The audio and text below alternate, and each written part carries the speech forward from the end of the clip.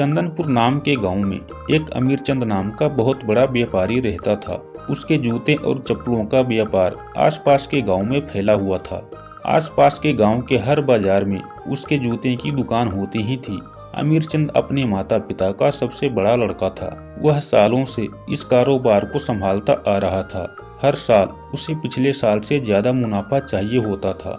अमीरचंद की लोग बहुत बड़ाई करते थे, लेकिन उसे कितना भी लाभ क्यों ना हो जाए, उसे हमेशा ज्यादा की इच्छा ही रहती थी। इसलिए वो अपने कर्मचारियों से खूब काम करवाता था। मालिक, माल तो बहुत ज्यादा है। इस माल को गाड़ी से उतारने और रखवाने के लिए हम दो कम पड़ जाएंगे। इतने कम समय में हम दोनों यह सारा माल नहीं पहुंचा पाएंगे। अगर 2-4 लोग और हो जाते तो काम थोड़ा आसान हो जाता। तुम लोग चिंता मत करो, मैं जल्दी ही कुछ इंतजाम करता हूँ। बस आज के लिए तुम दोनों एक काम निपटा दो। बहुत हाथ पैर मारने के बाद भी अमीरचंद को कोई भी मजदूर नहीं मिलता। कुछ दिन गुजरते हैं और एक दिन एक व्यापारी उसके पास आता है। कैसे हो अमीरचंद बाबू? मैं आप ही की तरह एक व्यापारी हूँ। इस इलाके में मैंने नया व्यापार शुरू किया है। इस हिसाब से तो आप हमारे प्रतियोगी हुए। अरे नहीं अमीरचंद बाबू, हम आपके प्रतियोगी कहाँ हुए। हम तो यहाँ आपके लिए एक प्रस्ताव लेकर आए हैं। प्रस्ताव? कैसा प्रस्ताव? मैं कुछ समझा नहीं। मैंने सुना है कि आप हर साल पिछले साल से ज्यादा मुनाफा कमाते हैं। कैसा रहेगा कि ये मुनाफा हर साल दुगना होता चला जाए। जितना कमाते हैं अगले साल उसका दुगना कमाएंगे। हाँ, लेकिन ये होगा कैसे मोहन जी? हमारे जूतों का व्यापार काफी समय से चलता आ रहा है। लोग शहरों में शौक से हमारे जूते खरीदकर पहनना पसंद करते हैं और अब हम गांव में भी अपना व्यापार बढ़ाने आए हैं। यहाँ आकर पता चला कि आप तो पहले से ही यहाँ मशहूर हैं। हाँ, वो तो है। इसलिए मुझे नहीं लगता कि आपको यहाँ अपना व्यापार बढ़ाना चाहिए। वैसे भी हमारी ये कंपनी कुछ ही दिनों में पूरे देश भर में मशहूर हो जाएगी। हाँ अमीरचंद बाबू, इसीलिए तो हम आपके पास आए हैं। आप ही सोचिए, अगर मैंने अपना व्यापार यहाँ शुरू कर दिया तो हो सकता है कि आपकी पकड़ कमजोर हो जाए। क्या पता अगर मेरी कंपनी के जूते यहाँ के लोगों को पसंद आ जाए तो आपकी दुकान तो बंद हो जाएगी। कितना नुकसान होगा। और आप तो व्यापारी हैं, आप तो समझ ही सकते हैं। आप कहना क्या चाहते हैं मोहनलाल जी? सीधा मुद्दे पर आइए। बात सीधी है अमीरचंद बाबू। हमें पता है कि आपकी पकड़ इस क्षेत्र में दूर दूर गांव तक काफी समय से है। हम इस क्षेत्र में पकड़ बना तो लेंगे, लेकिन इसमें काफी समय लगेगा। और आज के दौर में इतना समय किसके पास होता है भला? जब प्यार से सारे काम हो सकते हैं तो आप खुद सोचिए, अगर हमने कुछ समय बाद पकड़ बना ली तो आपका कारोबार का क्या होगा? मुझे नहीं लगता कि आप हमारी पकड़ कमजोर कर पाएंगे। खैर कोई बात नहीं, आप आजमा कर देख सकते हैं। इस क्षेत्र में हमारे होते हुए किसी और का पकड़ बनाना नामुमकिन है। अरे अमीरचंद बाबू, चेतावनी देना हमारा काम था और आपका काम था सतर्क रहना। बाकी आपकी मर्जी है। आप कहना क्या चाहते हैं मोहनलाल जी? हमारा प्रस्ताव है कि हम दोनों मिलकर अपना व्यापार को मिला लें।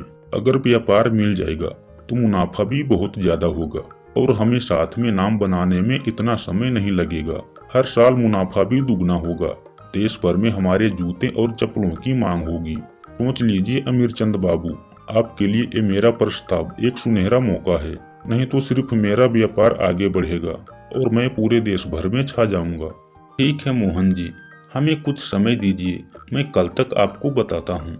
कोई बात नहीं अमीरचंद बाबू, आप आराम से समय लीजिए, कोई जल्दी नहीं है। आप आराम से कल बता दीजिएगा। इतना कहकर मोहनलाल वहां से चला जाता है। अमीरचंद अपने मजदूरों से सामान को गाड़ी में रखवाकर रवाना कर देता है और अपने घर आ जाता है।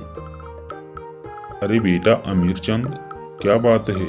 आज तुम बड़े परेशान लग रहे हो। तुम्हारा व्यापार ठीक चल रहा है ना? हाँ पिताजी, काम तो ठीक ही चल रहा है, लेकिन आज दुकान पर मेरे पास एक आदमी आया था तो उसने मुझे एक प्रस्ताव दिया है। कह रहा था कि मैं अपना ब्रांड उनके ब्रांड के साथ जोड़कर काम करूं। तो बेटा फिर तुमने क्या सोचा है? पिताजी, अगर देखा जाए तो उसने बात तो बिल्कुल सही कही है। हम इस क्षेत्र में अपनी पकड़ बना चुके हैं, लेकिन अगर दूसरे क्षेत्रों और शहरों की बात की जाए तो दूर दूर तक हमें कोई नहीं जानता। और मोहनलाल जी का ब्रांड तो दूर दूर तक शहरों में मशहूर है। और कुछ ही समय में वो अपनी पकड़ इस क्षेत्र में भी बना ही लेंगे। और अगर ऐसा हो गया तो हमारे इतने सालों से बने बनाए व्यापार का क्या होगा? हम तो बर्बाद हो जाएंगे पिताजी। तुम चिंता मत करो बेटा, मोहनलाल का व्यापार तो सिर्फ 3 साल पुराना है और यहाँ सालों से लोग तुम्हारे भरोसे पर माल खरीद रहे हैं। मोहनलाल लाख कोशिश करके भी तुम्हें इस व्यापार से यहाँ से हरा नहीं सकता।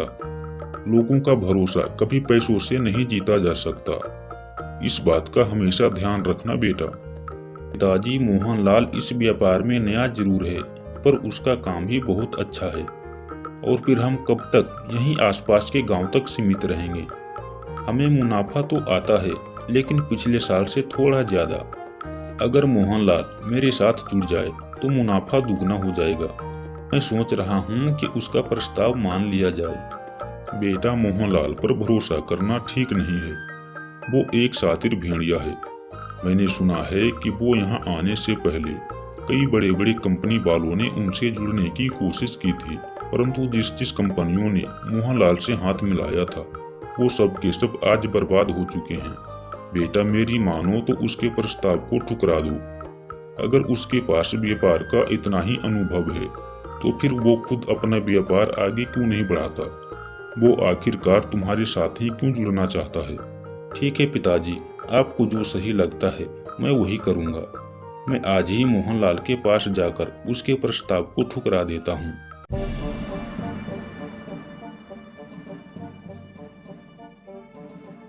कैसे हैं मोहनलाल जी? अरे अमीर चंद बाबू, आइए आइए, मुझे पता था कि आप जरूर आएंगे। आप ये सुनहरा मौका अपने हाथों से नहीं जाने देंगे। अब हम दोनों मिलकर इस व्यापार को पूरी दुनिया में फैला देंगे। मोहनलाल जी, मुझे क्षमा करें, मैं आपके साथ काम नहीं कर सकता। अरे अमीर चंद बाबू, ये आप क्या कह रहे हैं? मुझे आपसे तो ऐसी उम्मीद नहीं थी। एक बार फिर से सोच लीजिए अमीर चंद बाबू। अगर आप हमारे साथ मिलकर काम करेंगे तो हर साल आपको दुगना मुनाफा होगा। इसमें हम दोनों का फायदा होगा अमीर चंद बाबू। मोहनलाल जी, हमें क्षमा करें। हमारे इस व्यापार से हमें जितना मुनाफा होता है मैं उसी में खुश हूँ। ठीक है मोहनलाल जी, अब मैं चलता हूँ। इतना कहकर अमीर चंद वहाँ से चला जाता है।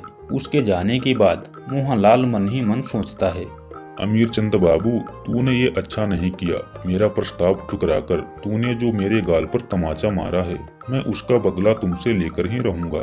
देखता हूँ मेरे होते हुए अपना व्यापार यहाँ कैसे चलाता है। मालिक, मुझे एक बात समझ में नहीं आई। आप तो पहले से ही दुनिया भर में मशहूर हैं, फिर भी आप इस छोटे गांव के मामूली व्यापारी के साथ काम क्यों करना चाहते हैं? अरे भोला, ये सब तुम्हारी समझ से बाहर है। हम बेशक दुनिया भर में मशहूर हैं, लेकिन हमें यहाँ पकड़ बनाने में बहुत समय लगेगा, क्योंकि यहाँ के लोगों का विश्वास पहले से ही अमीर चंद के ऊपर टिका है। हमने सोचा उसे अपने साथ कर लूंगा तो धीरे धीरे यहाँ के लोग मेरे ऊपर भी भरोसा करने लगेंगे, लेकिन उसने मेरा प्रस्ताव को ठुकरा दिया है। लेकिन मालिक, अब आपने आगे क्या सोचा है? इसमें सोचना क्या है भोला, बहुत सीधी सी बात है। अब इसे अपने रास्ते से हटाना है और अपना व्यापार को आगे बढ़ाना है।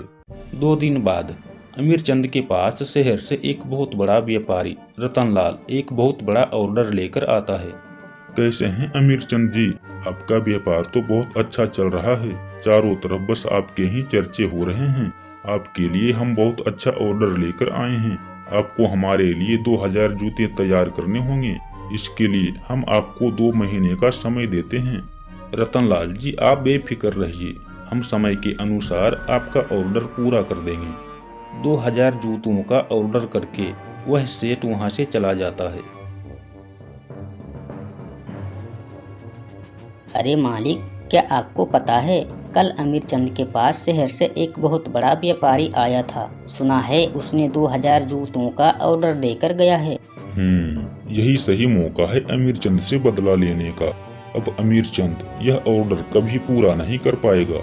उसी रात मोहनलाल अपने साथ 2 आदमियों को लेकर अमीर चंद के दुकान के पास पहुंच जाता है और देखते ही देखते उसके कंपनी सहित दुकान में भी आग लगा देता है।